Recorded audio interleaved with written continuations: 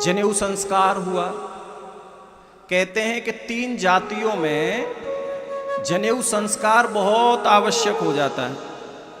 3 जातियों में, ब्राह्मण, क्षत्रिय और वैश्य यानी बनिया। इन तीनों जातियों में जनेऊ जरूरी बताया है। बच्चे के जनेऊ संस्कार हो, आवश्यक है।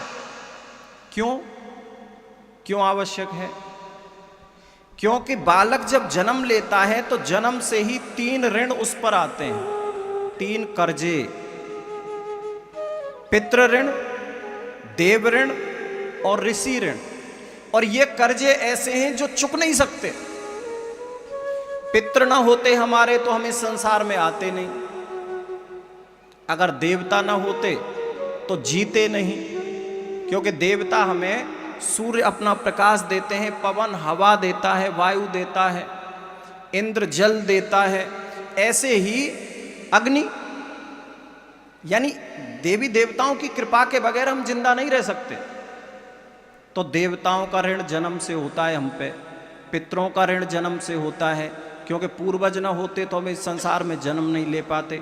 और तीसरा ऋण होता है ऋषियों का ऋण, संतों का ऋण। वो कैसे?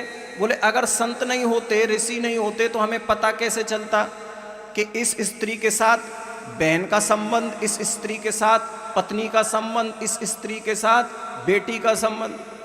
ये किसने बताया? माँ बाप की वैल्यू क्या है, जिम्मेदारियां क्या हैं, ये किसने बताई? ऋषियों ने, संतों ने। इसलिए उनका भी ऋण जन्म से होता है। और जब बच्चे का जनेऊ संस्कार होता है तो आपने देखा होगा, किसी बच्चे का अगर जनेऊ संस्कार देखा होगा तो 3 धागे का होता है वो जनेऊ, जिसको बालक पहनता है। 3 धागे का ही होता है। क्यों होता है? क्योंकि 3 ऋण हैं, पितरों का ऋण, देवताओं का ऋण और ऋषियों का ऋण। 3 कर्जे हैं।